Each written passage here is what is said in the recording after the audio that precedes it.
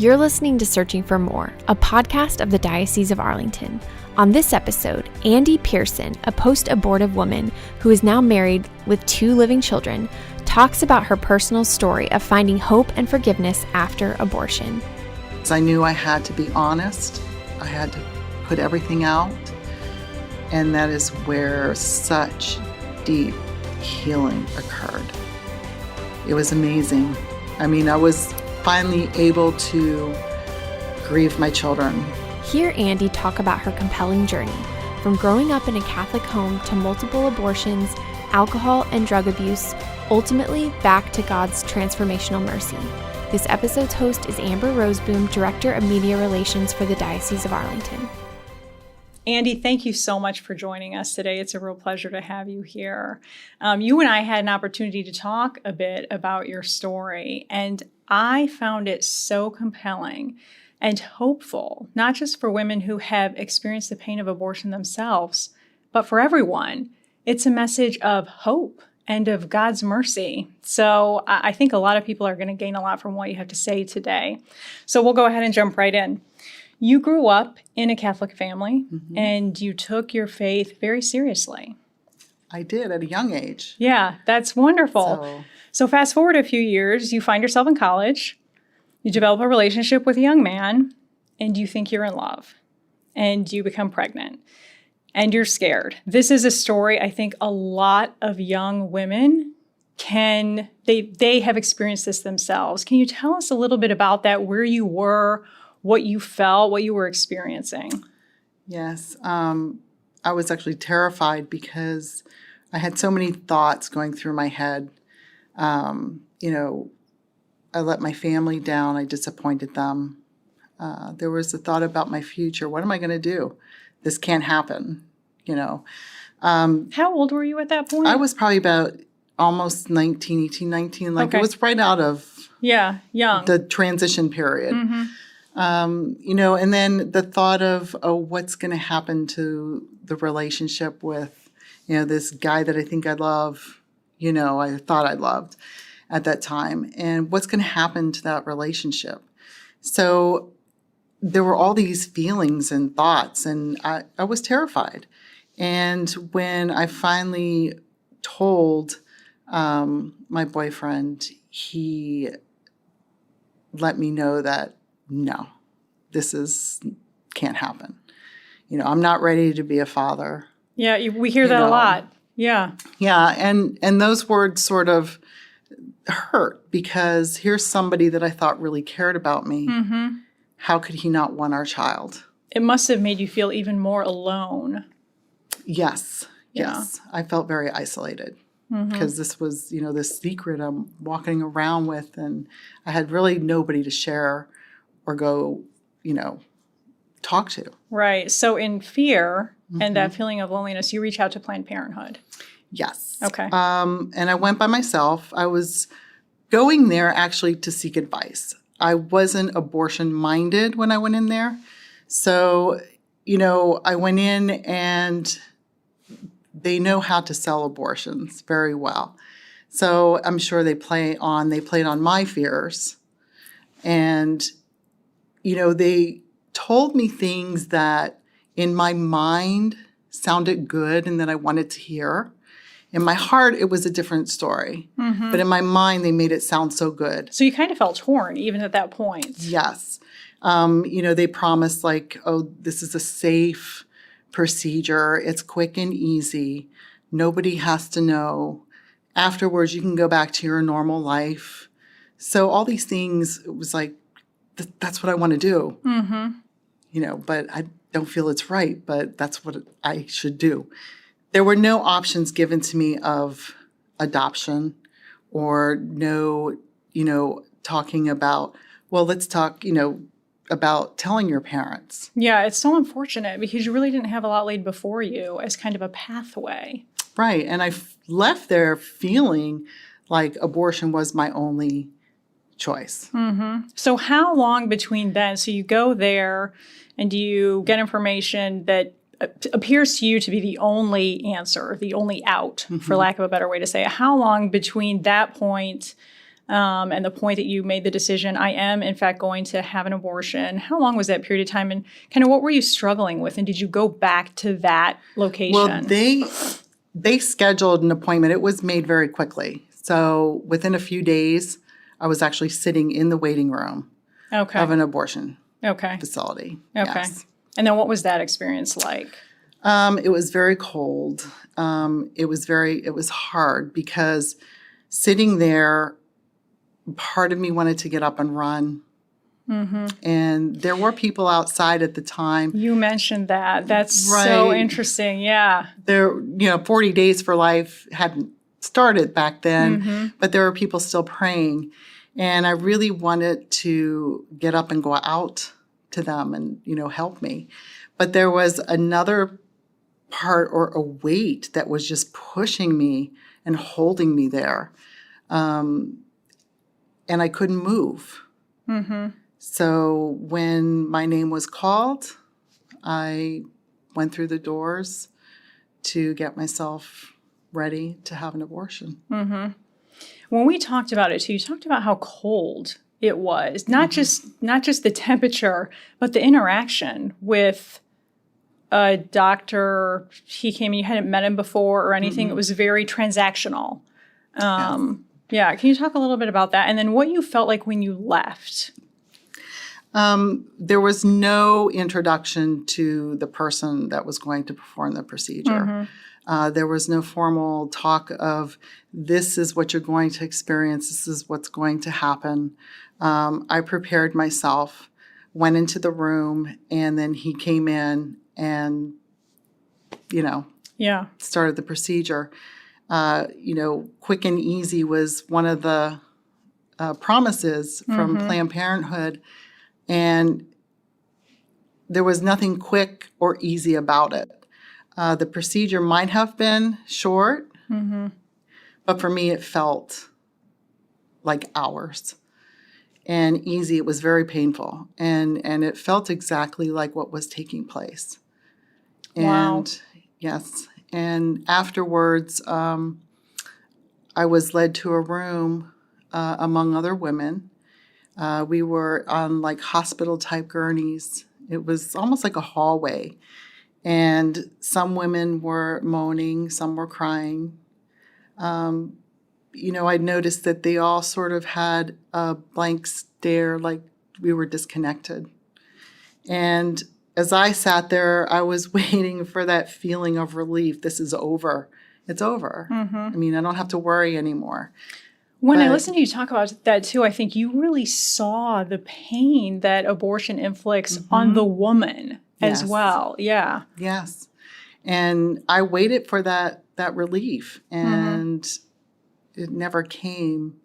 And what came was shame at that point, because what did I just do was running through my mind. What did I just do?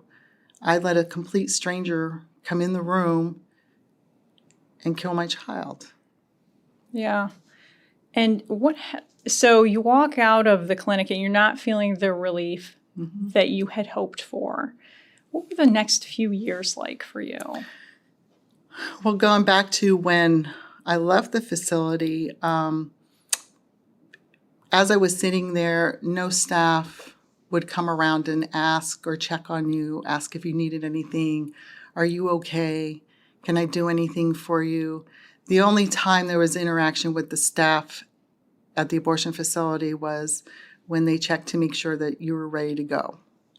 And when they released you, they handed me a piece of paper and told me if I had any problems to contact my physician. So not even them. Go somewhere else. Right, go somewhere else. And so that's how much I felt like they cared about me at that point, was like, there you go. And it was a long drive home. I couldn't talk to my boyfriend. I just wanted to be left alone at that time. And the days following, I would start reliving that procedure. I would vividly remember the sounds, and I still do. The coldness of the room, the women's vacant stares haunted me. Just remember seeing them. And so I fell into a depression. The relationship with my boyfriend that I was so concerned about really fell apart because I couldn't stand looking at him anymore. I didn't want him to touch me. I just wanted him to go away. So it died out rather quickly. So it's even more isolating. Yes. And nobody knew what was happening to me. Mm-hmm. So to cover the pain and depression and the thoughts that I was having, I started drinking quite a bit and going out and partying. And next thing you know, the drugs started rolling in. When the alcohol didn't seem to work, the drugs were doing a pretty good job. And I developed a promiscuous lifestyle because I felt, even though I was indifferent towards men, I felt that just that moment, I felt like someone cared about me again. And it filled just this void that was gone. So what is your family? It sounds like you had a relatively close family too. You grew up in a Catholic family. What are they thinking at this point? Are they concerned? Can they see what's going on? They didn't know what was going on. And, shortly after the abortion, what had happened too is I developed a fever. I got very sick. And my fever got so high, my mom took me to the emergency room. And it turned out that I had an infection. So, things had to be revealed at that point. Okay, so you had to tell you. So, yeah. So it wasn't a very good way for someone to find out. But so that, happened as well. And I don't think they understood then to the impact abortion has on someone emotionally. Mm-hmm. So they had no idea what was going on with me. Okay, that's interesting. Yeah, it's hard to kind of connect the two pieces. Mm-hmm. Yeah, okay. Mm-hmm. Okay. Yeah, so my sister lived in Virginia at the time, and, I was just, out of control in Pennsylvania, and she invited me to come down and stay with her. And I thought maybe a change of scenery, a change of place, I can start all over, mm-hmm. Let's just do this. And so I did, moved down to Virginia, ended up getting a job. And I thought, this is great. I'm starting all over. But it didn't take long, still drinking. Mm-hmm. And I found the drugs. So it was this cycle, and it was continuous. And during that horrific period of sexual sin, drug abuse, alcohol abuse, I would have 2 more abortions. I've had people ask me, didn't you learn from one, your first abortion? They don't understand that first one, I died along with my child. Oh, it's so sad. I became a person that I hated to see in the mirror. Mm-hmm. I couldn't stand looking at myself. I mm-hmm. hated myself. And I totally, went away from my religion. Mm-hmm. God, I pushed him as far away as I could. So I became just this very cold person. Yeah. No feelings. And surrounded by darkness, so it's hard at that point, too, to see the light mm-hmm. and to make decisions that you're more comfortable with in the long run. Yeah. Okay, so so you've had a number of abortions at this point. Mm-hmm. You're doing drugs, mm-hmm. drinking a lot of alcohol. I loved it when we talked, and you said you would hear and again, you would hear a still small voice. That voice we read about in Holy Scripture, calling you back to the church. What did you think when you heard that? Well, my mom and my sister, still not knowing what is going on mm-hmm. with this, child, they began this little campaign of their own where between Pennsylvania and Virginia, they stopped, I think, at every church they could stop at. They would actually ask the priest to pray for me. They had masses said for me. they prayed for me. They asked prayer groups to pray for me. That's incredible. I love it. The power of prayer, So, right? Yes. And there was always this little tug, come back. And I would still push away because I felt, how could God love me? How could he forgive me? I mean, look at the life I'm leading. Look what I've done. I can't. What a lie, too, to hear that. I've done something that's too bad. I'm beyond God's mercy, when we know nothing is beyond God's mercy. Yes. Yeah. Yes. So when did you ultimately come back? What drew you in? Well, I remember going into work one day just being totally wired, from the night before, drinking and drugs, and I had obvious signs of drugs. And my boss pulled me into the office and she said, I can't do this anymore. I'm going to have to let you go. And I left and I was just like, what am I doing?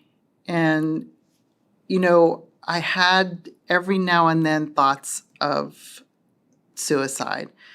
And so I think that really pushed me down to the very bottom. And so I went that day to where the seeds were planted, of my faith. Mm-hmm. And I went into a church. And what did it feel like when you walked in? I was scared. Yeah. I was scared. Mm-hmm. Because I hadn't stepped in a church for a while. Mm-hmm. And I wasn't quite sure what to do, what to say. But I went and sat in front of the tabernacle. And I just prayed and I asked God to help me, send somebody to help me. Otherwise, I didn't know what was going to happen. And he did. And Immediately. he did. Immediately, yeah. A priest walked in, came down, and I knew if I didn't talk to him at that point, I don't know what I would have done. So by the grace of God, I got the courage to go over and talk to him. That's awesome. And that was the beginning of a turn for me. That's wonderful. You walk in, you ask, and here comes a priest. That's fantastic. Mm-hmm. So you've obviously come a long way since then. And I know you talk about what confession was like, to go back to confession and to experience God's mercy. Can you tell us a little bit about that? I know that came after, so you talk with the priest and he talks to you about the importance of coming to confession.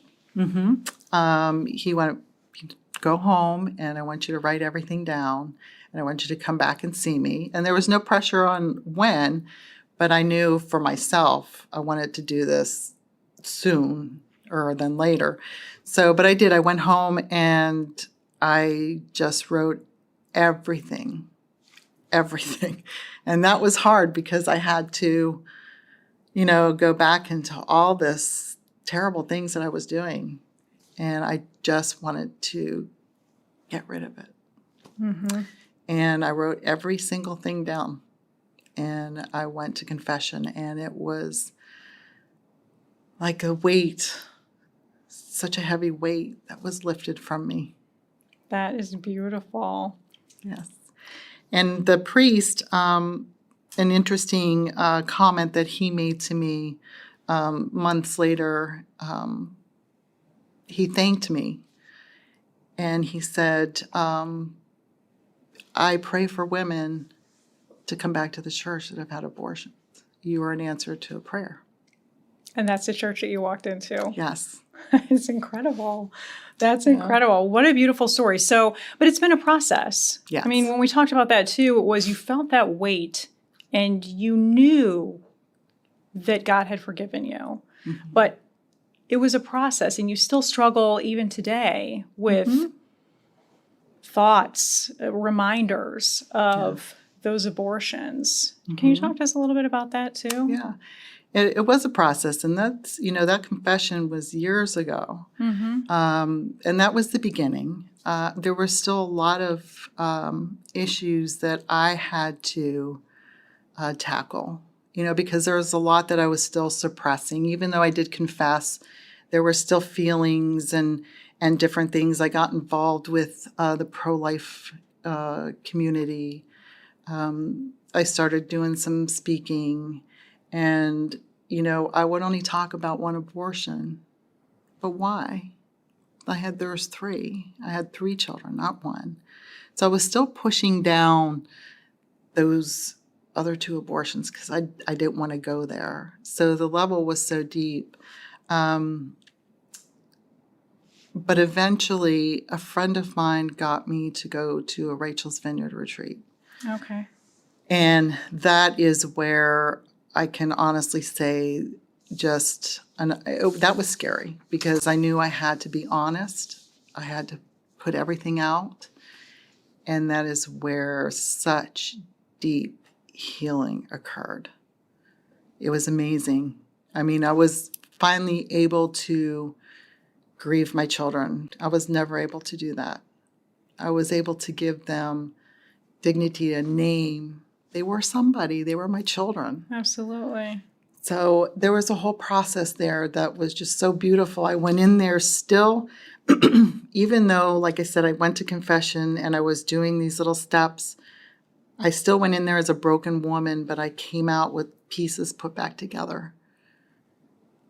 And it was all God's time. He knew what I needed, when I needed it, where I needed it, and who He wanted me to be with. So it was all these baby steps that led me to that retreat. This is really such a beautiful story. You can feel God's mercy through it. It's incredible. Mm-hmm. So as you tell the story too, and I imagine there are women who are listening who are going through the same thing. Mm-hmm. They've experienced the pain of abortion and they feel like they're beyond forgiveness. And they may not even be sure that they want it yet. What would you say to them? God loves you. He really loves you. And He's waiting for you. So true. He's waiting for you with open arms. He wants to embrace you. He wants to put your pieces of your heart back together. And it's going to take you to go to Him. He's waiting. He loved me so much when I was in that ugly, dark state. But He loved me too much to leave me there. And it just took me to listen and follow. And that would be my advice. He loves you. Don't be afraid. Don't be afraid of confession. Don't be afraid to talk to a priest. That's a beautiful message and so true and so important for so many women who are listening to this. Thank you for sharing it with us. Is there anything that I didn't ask you or that you feel that I left out that you'd want to mention? I think, yes, for those women that maybe have taken the step to go on a healing retreat, don't stop there. Because I told you Satan likes to whisper in our ears that we're still not worthy, and he'll plant different things in your mind to try to bring you back down. So to stay above him, my advice would be continue your retreat. Do maybe a retreat once a year or twice a year. And just to keep you going. Because there's reminders out there. That's such a good point. Yeah, thank you. To keep on that path.